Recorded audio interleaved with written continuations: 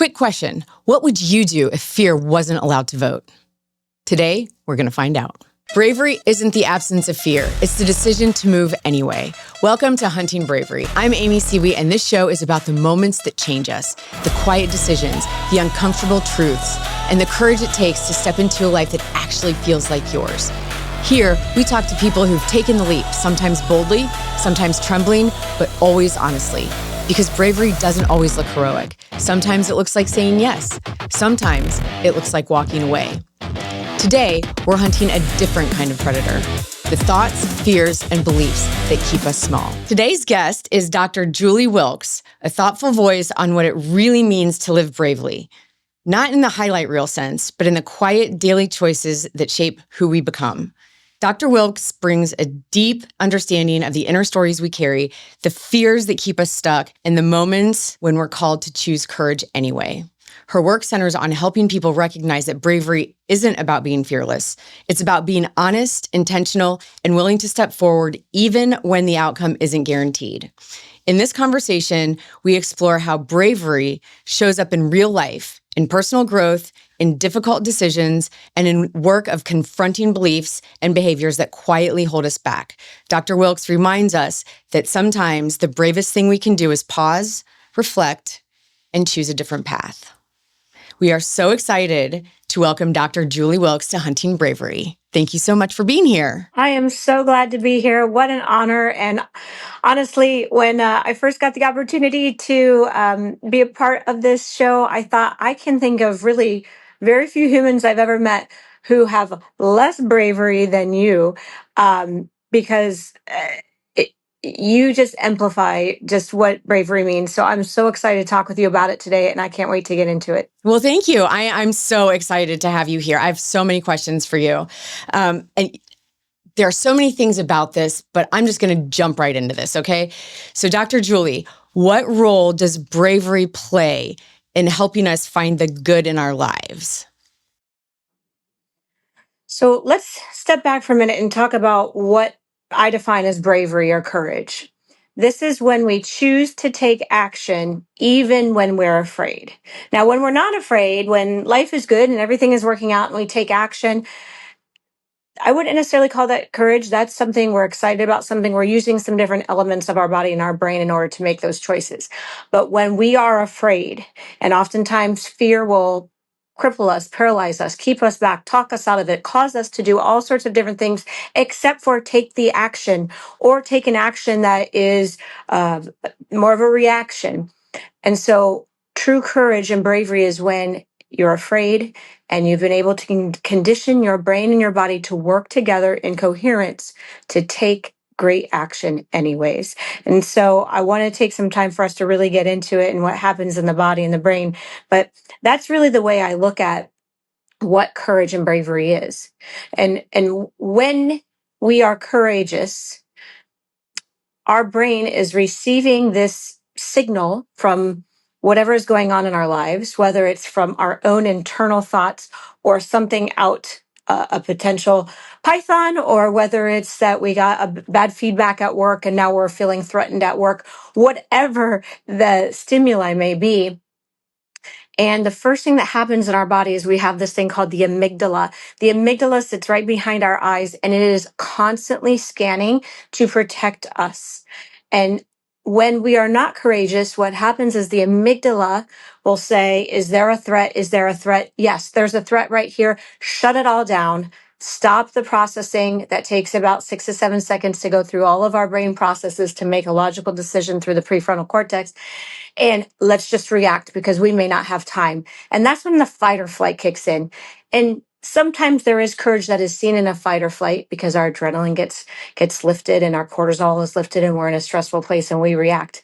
But oftentimes, unless it's in a really difficult, near-death place or a very dramatic place in day-to-day life, we don't need to be that reactive. What we really need to do is regulate our brain and be able to tell our prefrontal cortex, don't shut down. Yes, I do have something that is causing me feel threatened, but I'm going to regulate and say, I need to work through it and make a good decision for me. And that is when courage happens.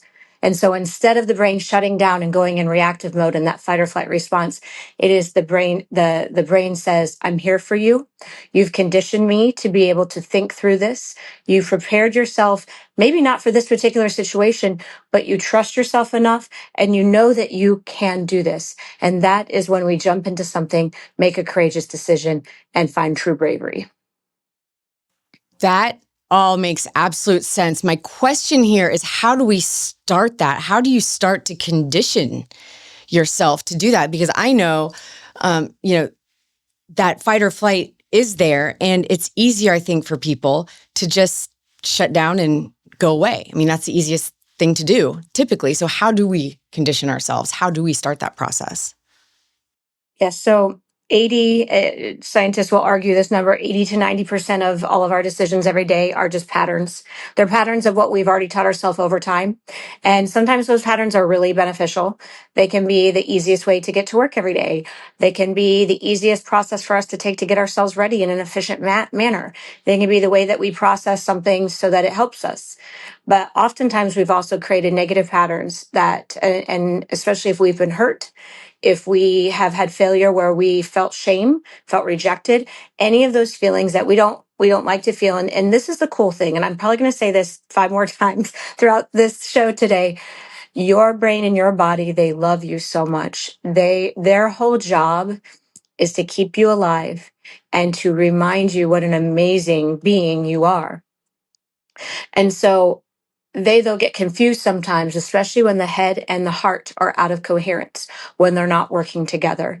And so maybe our heart wants to have the courage, but our head is saying, no, no, no, no, no, no. How could you ever do that? And so we're not working together with ourselves. So what we have to do is create patterns and train ourselves to anticipate that when things come up, we don't shut down.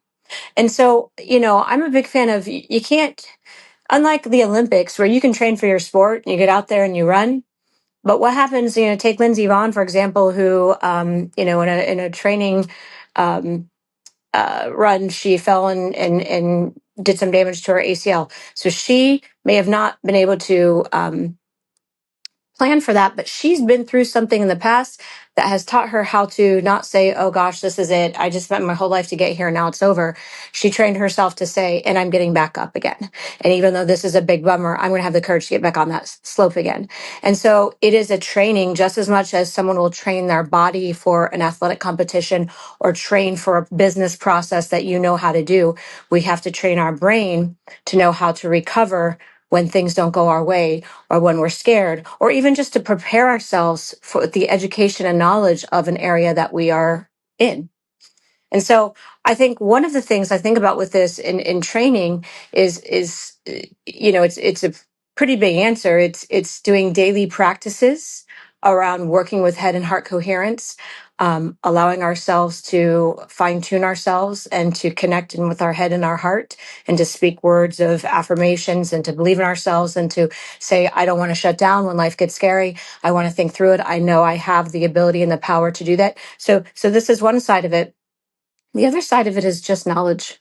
The other side of it is if you're wanting to do something, but you're afraid of it, you have to kind of peel back the layers and understand why.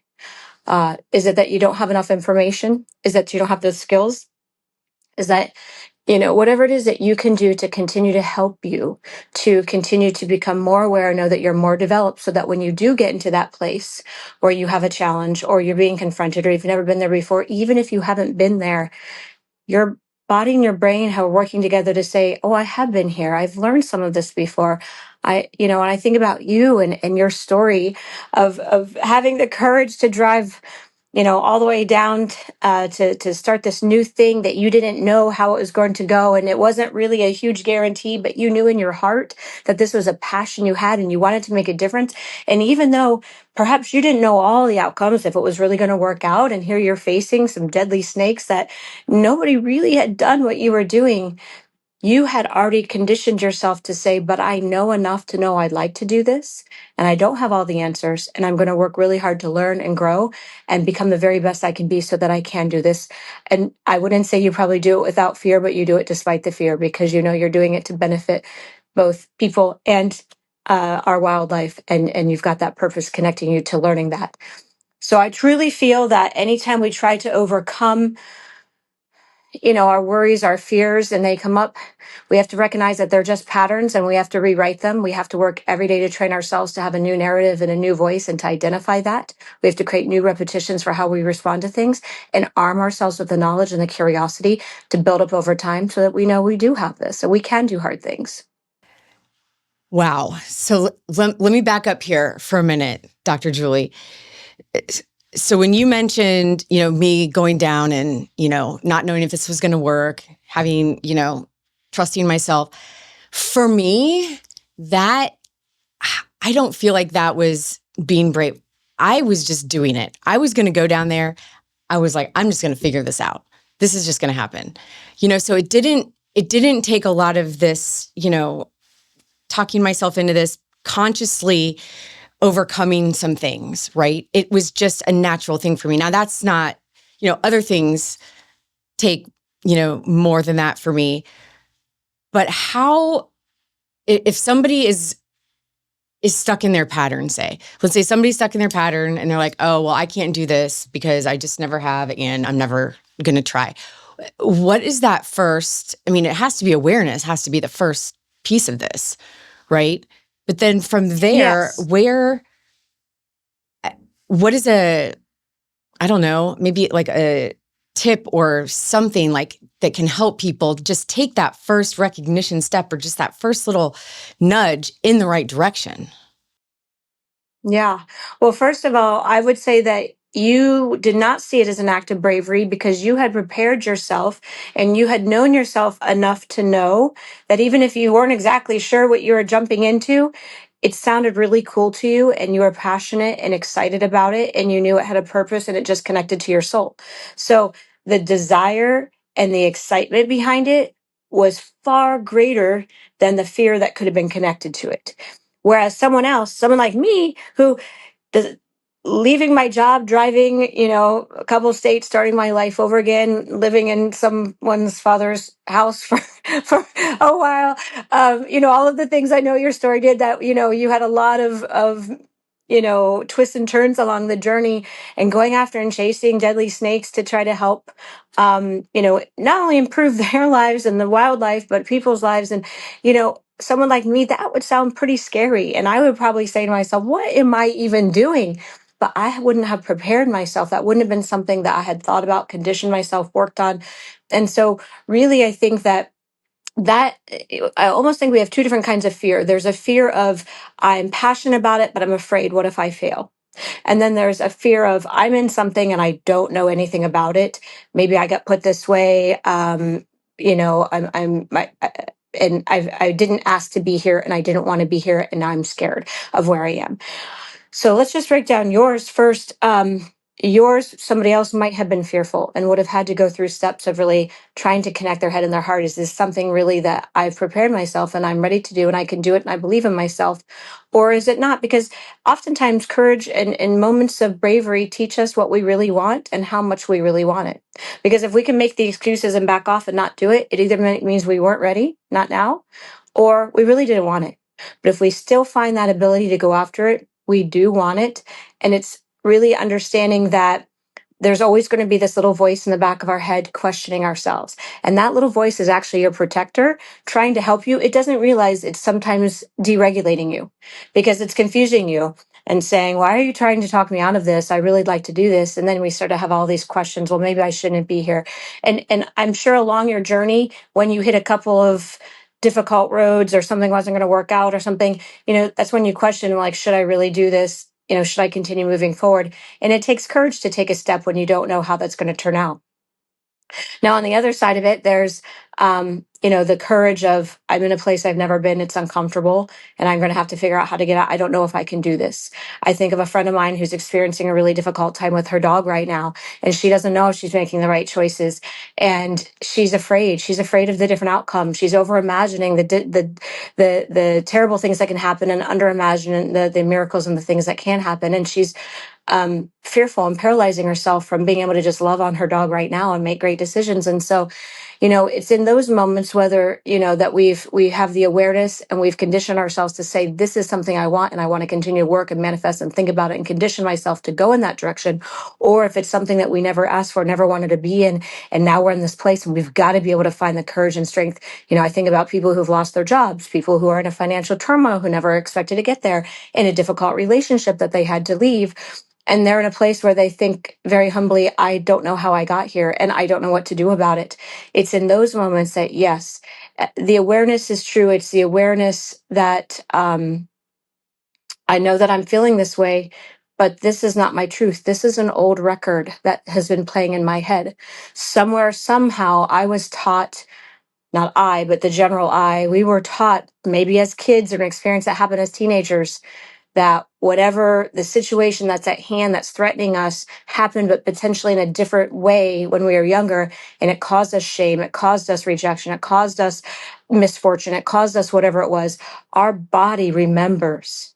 There's the saying, the body does keep score, and it certainly does. It will remember 50 years of something that happened, and it can sit dormant for 50 years. And then you get into a space where you're not feeling courageous, and it can light up like a Christmas tree. It can light up every time and say, and you may think, I don't know why I'm so fearful of this. I don't know why all of a sudden I don't have the courage I thought I would have. And it's just because we've got this dysregulation of head and heart. So what we have to work on, and I think of this as daily practices and in the moment strategies, our daily practices is continuing to work on knowing ourselves, knowing what we're passionate about, knowing ourselves so truly that when something comes up and puts us in a tough situation, we know who we are authentically.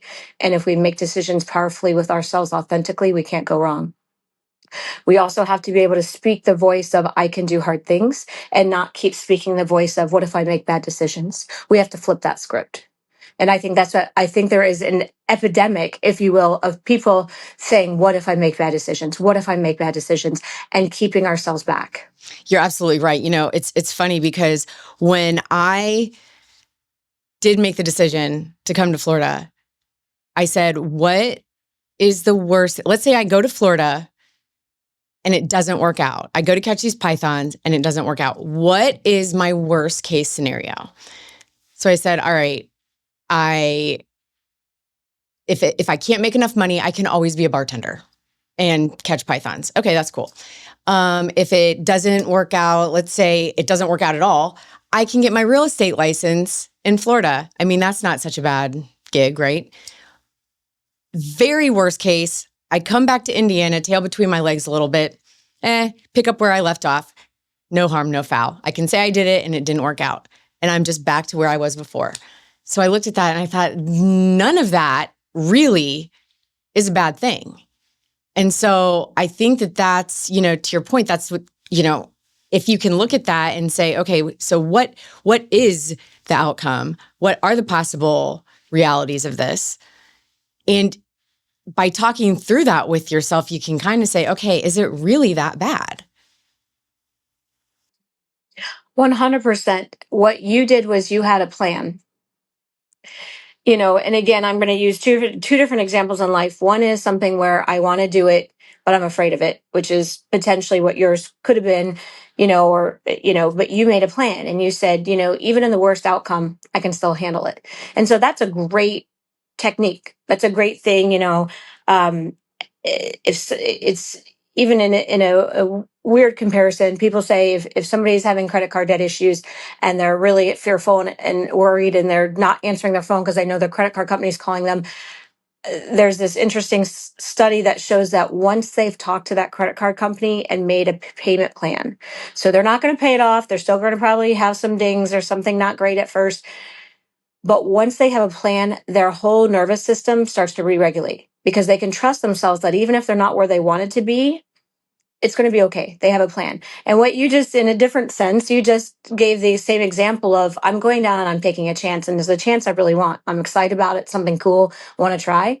But if it doesn't work out, I've got a backup plan. So I'm not going to be, your mind didn't go to a place of scarcity where so many times we have trained our brain to do that, of lack of, well, if I don't do this and I'm going to wind up, penniless and not able to do anything and a complete failure in life.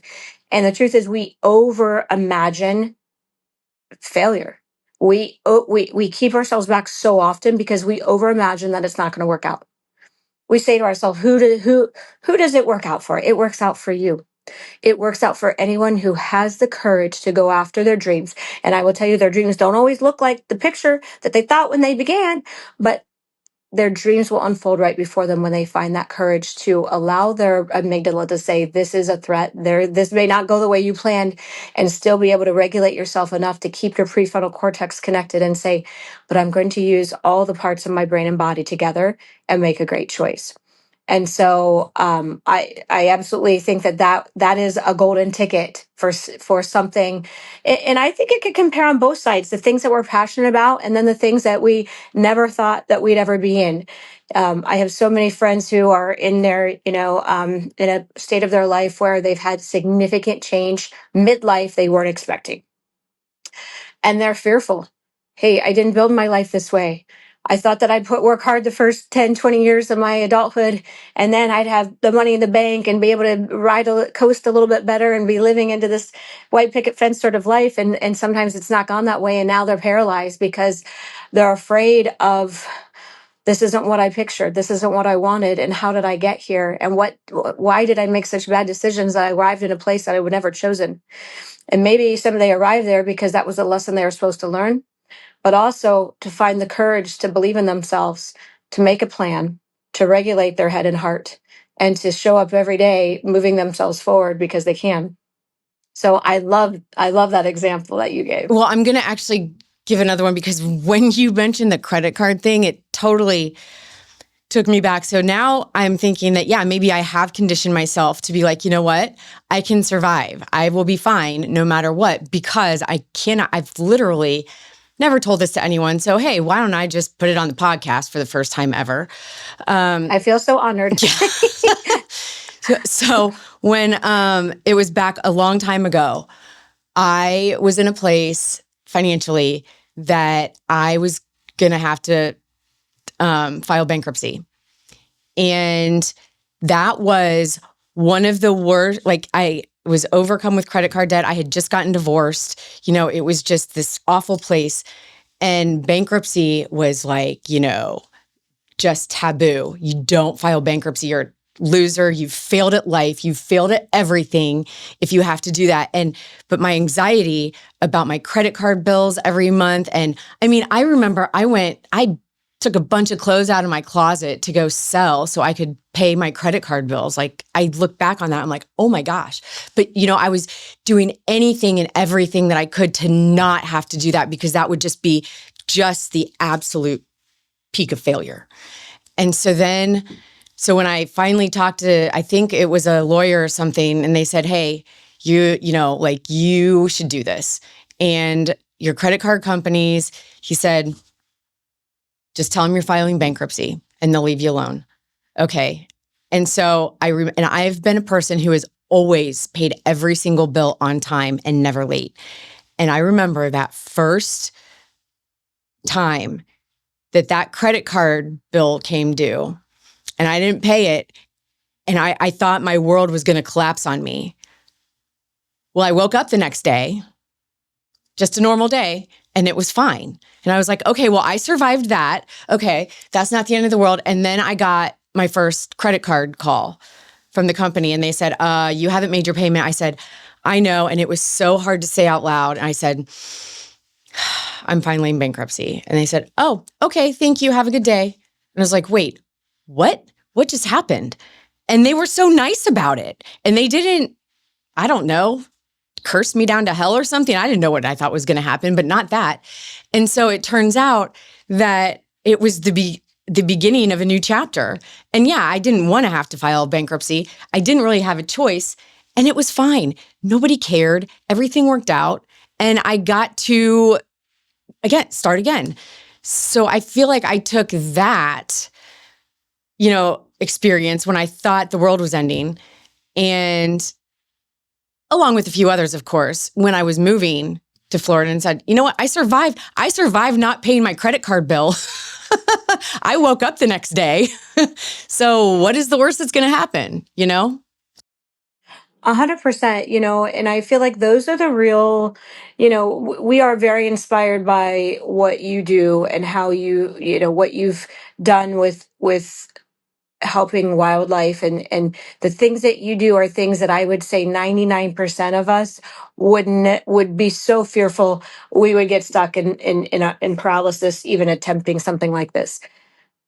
But if you relate the same courage that you used to move your life, change your life, start a new job, go somewhere different, and try something exciting, it's the same courage and boxed up in a different way. It's about us understanding that truly there's, no matter how tough today is, no matter where you got, where you thought, how did I get here? This is embarrassing. This is not me. It's funny. I've been in places that I never thought I would be. And sometimes I want people to know, but I want you to know, I've lived, life wasn't always like this for me. I was this or this or this or whatever the label was that was so important to me, that now this new circumstance has caused me not to be able to have that label anymore. And I was shameful or embarrassed. And I realized, we create our own emotional dysregulation, which then can take all, and if anybody's ever been there, it's just, you just feel like you can't get it together. You can't get your thoughts together. You've got cognitive fog. You're not making good decisions. You're not feeling courageous because your head and your heart are so disconnected.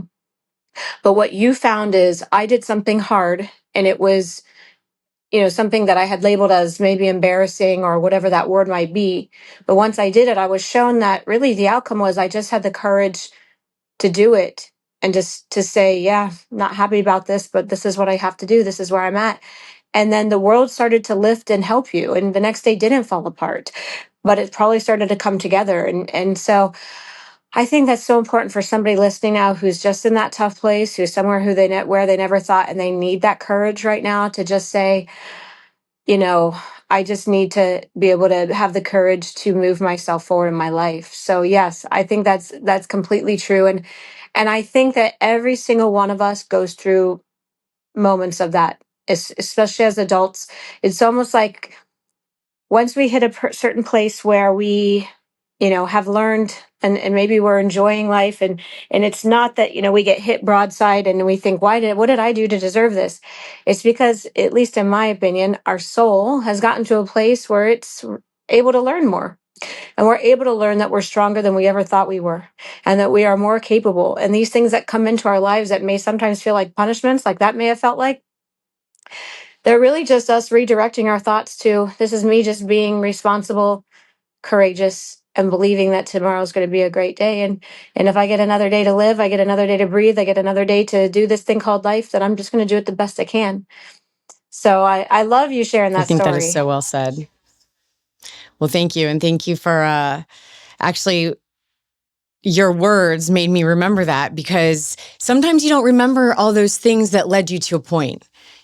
I just say, yeah, I moved to Florida because that's what I wanted to do. But yeah, would I have had the courage to just do that if I wouldn't have survived, my bankruptcy? I don't know. I would like to hope so, but who knows? All of the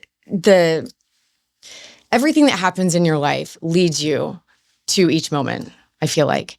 And it's the decisions. How can I make better decisions? How can I do this better?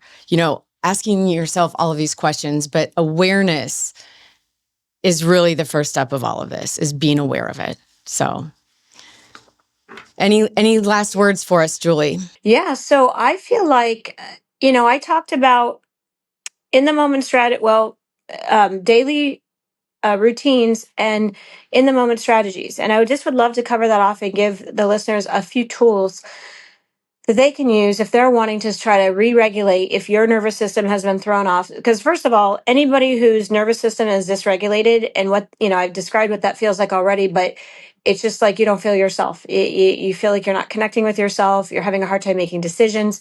And it's probably coming from a place where you've had some challenges, maybe some trauma, maybe something, some fears, some threats come up, maybe that's connected or triggered you back to something in the past that's didn't work out as well, that your body is labeled as will never do that again. And your body and brain are at all costs trying to protect you and keeping you back. But really, they don't understand that in protecting you and keeping you back, they're keeping you back from living into your greatest dreams. And so for anybody who's kind of in that space, I think that the daily or anybody who's just wanting to maintain a healthy emotional regulation and not get into a dysregulated space by being triggered by people or things or activities, because we never know when they're going to come. We never know when we get that phone call that we weren't expecting that changed everything. But I would say it's daily, and it's not doing this when life is bad. It's doing this when life is good and everything in between, because we want to create these new patterns. But it is connecting your head and your heart, and everybody's different and what's going to make sense for you. Some people journal. Some people do meditation practices. That's one of my favorite things. Some people will go to a yoga class and really focus on the mindful part of that physical practice. Other people will work on just really being very specific, writing down affirmations, rewriting scripts saying, I am safe, I am calm, I make good decisions, whatever it is, that's the reverse of what that brain is doing that sometimes takes us offline. But it's creating those new patterns and laying them down, because here's what's happened. So if I'm 50 years young, and so if I laid down a pattern back when I was 10, I've got 40 years of patterns to rewrite. So it doesn't happen overnight, but it doesn't take 40 years either. It will rewrite itself quickly when you are repetitive and you're teaching yourself your new way of thinking. In fact, I know some studies can show even 7 to 10 days of that consistent practice can you at first you may even feel like like an imposter, or inauthentic. And I don't really believe this, because your old patterns are still active. And so we're just laying the foundations for the new patterns. And after, 7 to 10 days, you start to feel a little different, and people actually start telling you that you're acting different and behaving different. It happens all the time. But really 30, 60 days of practicing, you shift your patterns. And by 90 days, those patterns have rewritten any old scripts typically. Now, just know though that any old trauma can sit dormant forever. It can always reactivate if you don't get in the habit of continuing to practice rewriting that script. So that is something true. It's interesting is everything else you can write over, but things that are connected to addictions, trauma, things that were really deeply enrooted, they will always have this place that can get reactivated randomly if we don't, so we have to be careful about what we talk about, what we think about, and how we take care of ourselves every day. So those are the daily strategies that we can practice, and picking something. And some people, they hike, they listen to music, but it's making sure that we're being affirmative and noticing the things that we say to ourselves that just don't help. They don't serve us. They're the old narratives, the self-sabotage, the keeping ourselves back, the playing small that we have to get rid of.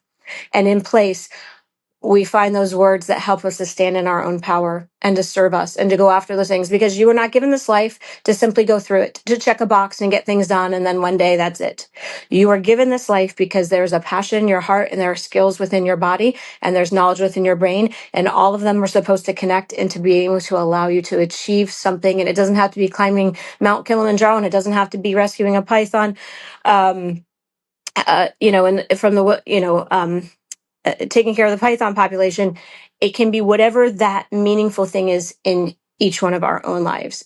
And it can be just the fact that you are a great parent or a great partner, or that you took care of a pet with all of your love. But whatever it is that is your purpose and passion, if you let all those other things get in the way, your courage is going to take a back seat. It's going to forget about it. And over time, that's your new normal, and you're not courageous at all. So the daily practices are super important. And then the in the moment strategies. This is something that when you are faced with something fearful, and first of all, it's that awareness that you've been speaking about, and oh, here it is, I'm shutting down. In fact, I will tell you, this week I had one of these moments where something sort of resurfaced that I thought that I had been working on really well, and something triggered it, and I immediately recognized it. I almost talked to it like a friend. Oh, there you are again, showing up just when I thought I'd gotten rid of you. There you are again. And uh, I had to work through it, almost like I was working through an issue with a friend. And I had to start really being intentional about, so why did this come up for me? What was it? What was it that's getting in my way? What is that truth that's not really the truth that I'm saying to myself? And then what is that narrative that just got relaunched that is not true? And what is the narrative I need to say? And now what are the few sentences that I can keep saying to myself? And, there's a lot of studies done. Mel Robbins has been real popular with launching this concept. And I know there's lots of studies that validate this as well.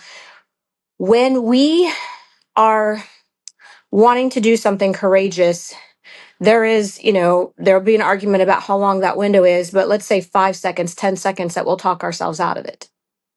Because we'll say, I'm not good enough, or I messed up last time, or who am I to really do this?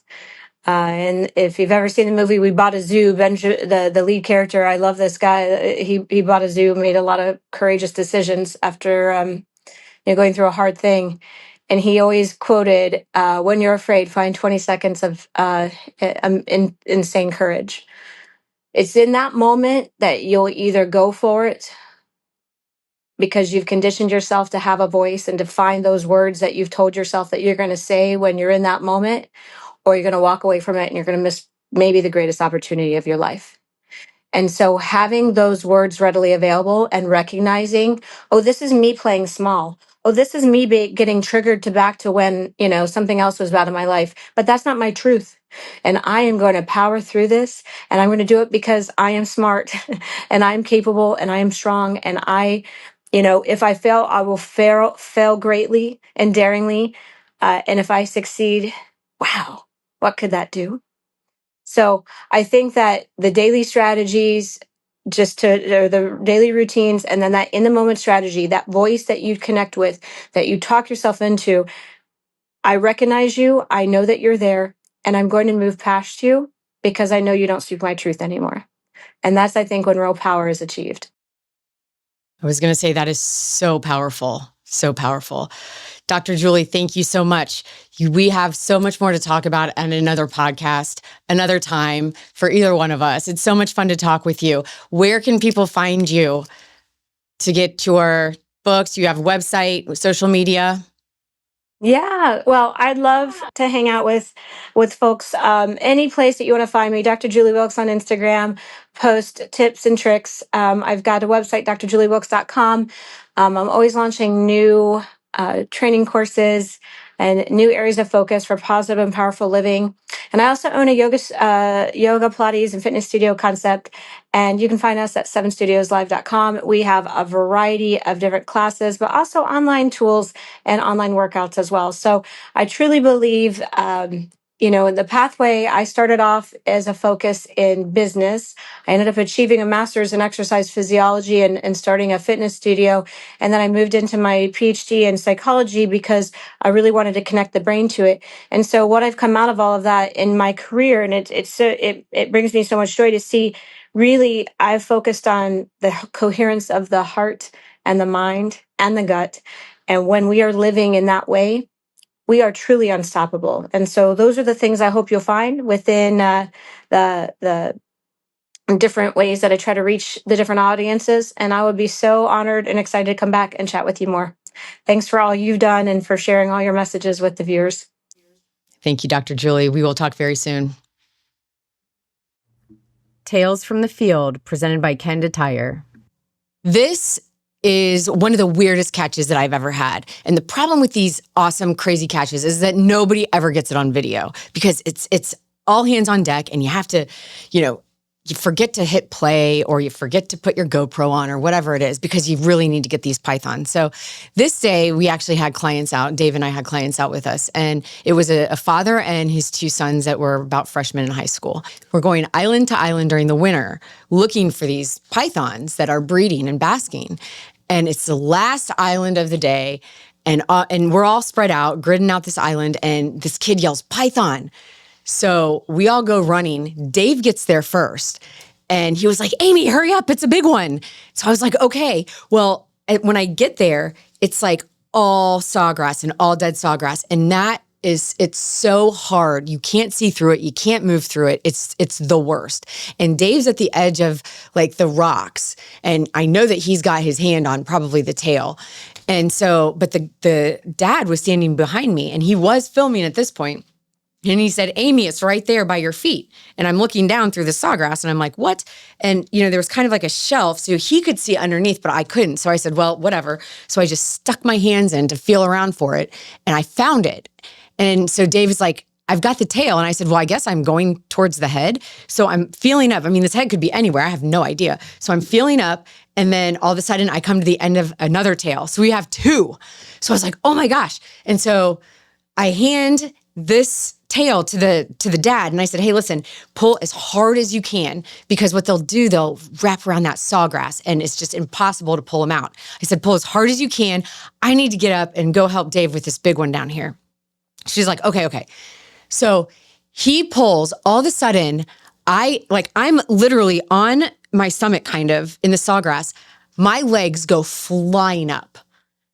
And what happened was the python bit my leg. And when the guy pulled the python out, it pulled me out. It was the weirdest thing. And so finally I realized what happened. So I stood up and I'm unhooking this silly python from my leg. And I told one of the kids to go down to help Dave. And so as I'm standing up, this python comes flying around and I have to move my leg out of the way so it won't bite me. And it sits right in front of me about 3 feet off the ground. Its mouth open. It kind of looked like a cobra. This has never happened to me ever. It was super cool. And I was like, oh my gosh, what do I do now? And so I just kind of went up underneath the jaw and I grabbed it under the chin. But I was like, oh my gosh, did anyone get that on video? Of course, nobody got it on video. That's the story of the python life. But that was a really cool catch. And here's a spoiler alert. All of the shows are fake. They set every single catch up with snakes that they bring in. And if any of those shows would have tried to recreate that, they would have said, nope, that's fake. No way that happened. But it did. Bravery doesn't end when the episode does. If something you heard today stirred you, sit with it. Ask yourself where you've been choosing comfort over courage and where one small brave step might change everything. Remember, bravery isn't about being fearless. It's about being honest and moving anyway. If this episode resonated, share it with someone who might need it. And if you're ready to keep hunting your best life of purpose, I'll meet you right back here next time. This is Hunting Bravery. Stay curious, stay courageous.